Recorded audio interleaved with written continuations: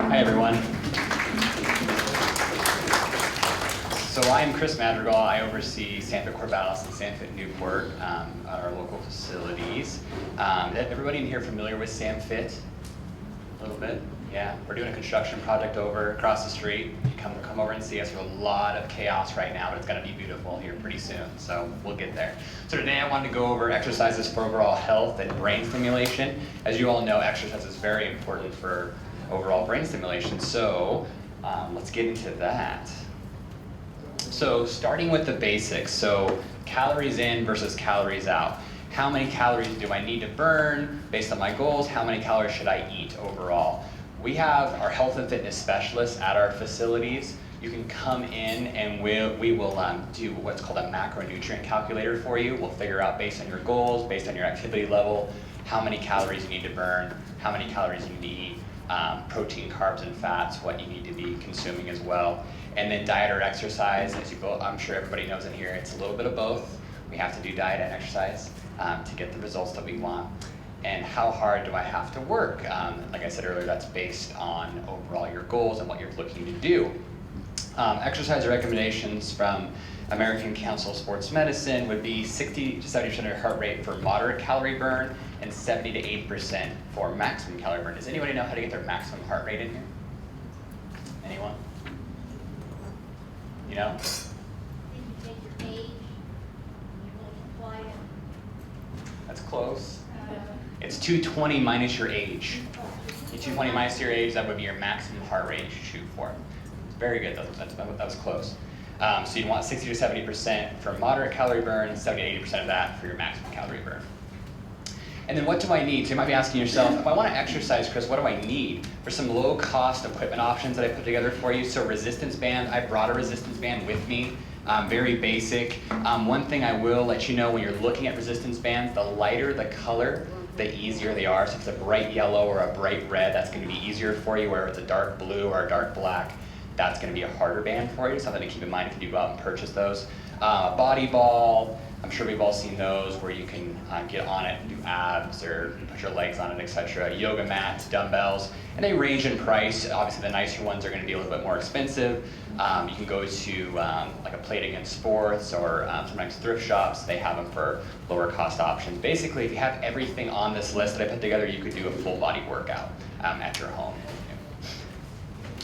So where to start? So you want to warm up when you're doing any fitness routine, and then go into your strength workouts, your weights, your bands, etc. Your cardiovascular work after that, and any flexibility. And we'll get to that here in just a bit about flexibility.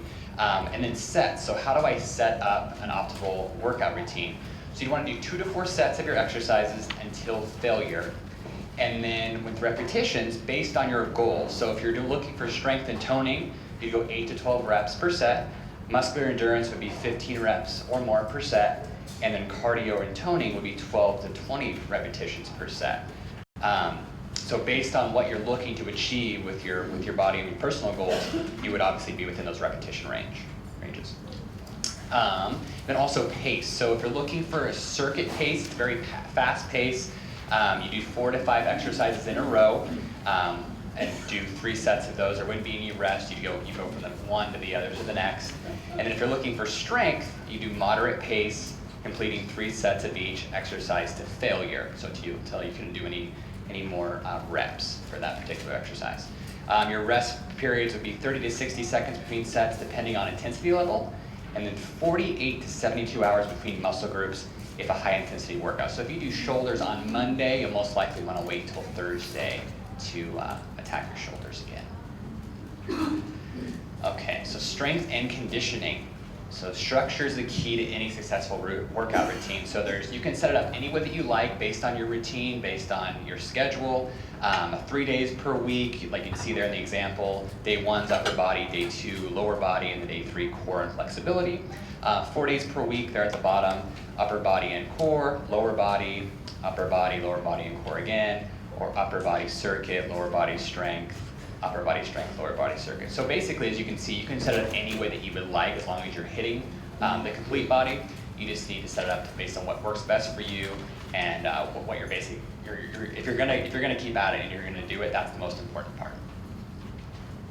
So here's some upper body exercises. Like I said, I brought the band today. We can go through those here at the end if you want to. So you can see, you can use the ball there, the body ball, the bands for your biceps. You can also do the band for your shoulders out here. You also can do push-ups against the wall. You can do extensions off a chair or off a bench. You can see there how she's doing it there to the far left. So a lot of upper body exercises you can do, and it doesn't cost a lot of money to do those at your own home. Lower body exercise is the same thing. If your ball is here, you also have your bands. You can see the squats, stretching there. The gentleman with the chair there, you can do some body squats. Also, you can do it on the back of a chair if you want more stability to hold on to the chair. And then cardiovascular exercise. So you want to elevate your heart rate. Talk test. Anybody know talk test for cardiovascular? Anybody? Talk test basically means you should be able to do cardiovascular work and hold a conversation. So you shouldn't be able to be chatting with your friend, hey, what'd you do on Saturday? You should be able to, it to be a brisk talk. Yeah, I can answer you, but I'm not so winded that I can't talk at all.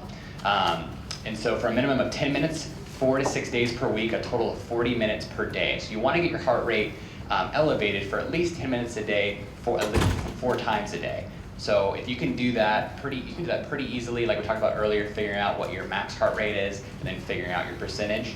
It shouldn't be too hard to do that. And you can see here with the chart, you have your maximum effort, your hard, moderate, light, and very light. And then also you have, if your goals are to lose weight, you should be in those ranges, improve overall fitness, moderate ranges, and then maximum performance will be at the upper end of the scale.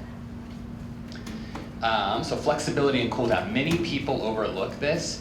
Stretching may be the most important part of an exercise routine. Adequate stretching each day can help increase muscular and joint flexibility, speed up recovery process, and even aid in weight loss. So before you work out, you want to do mild stretching for the entire body. Get loose, get lubricated, get the blood flowing, think about what you're going to do for your workout, and then complete 2 to 3 minutes of related exercise, but at a lower intensity. So you don't want to go full bore because you're getting ready for an exercise routine. Then after your workout, you want to lower your intensity slowly, especially after cardiovascular. So if you're running on a treadmill, after you come down, you want to walk on the treadmill and then slowly step off the treadmill. Don't just run at the treadmill and then jump off. We don't want to do that. Stretch the muscle groups, engage in the workout. 2 to 3 sets for each stretch is optimal, 20 seconds each. So stretch your shoulders, stretch your chest, really stretch, feel the muscle for about 20 seconds. And then what are your goals? So for fat loss, you want to do 2 to 4 sets of 10 to 14 repetitions using enough weight that you can only complete the desired reps. So if you do more than that, that's not desirable. You want to do only the completed reps. Short breaks between sets and exercises. To develop muscle, 3 sets or more, you can do more if you want to, but between 3 to 5 sets, most likely 3, of 8 to 12 repetitions to fatigue. For beginners, give yourself several weeks of conditioning before going to this level. You may need a spotter. For exercises, longer breaks will be needed. So you may need a partner, especially if you're pushing weight or moving weight that's hard for you to do. You would definitely want to have a spotter to help you, and then also take longer breaks to gather yourself. For health and endurance, 2 to 3 sets of 15 reps using enough weight that you can only complete the desired reps. Don't forget to stretch after every workout. Stretching is important for muscle recovery, flexibility, and weight loss. It is important for your recovery, which will aid to that weight loss that we're looking for your overall goals. And then any questions for me about any of that? It's very fast, I know, but any questions? Okay, thank you so much.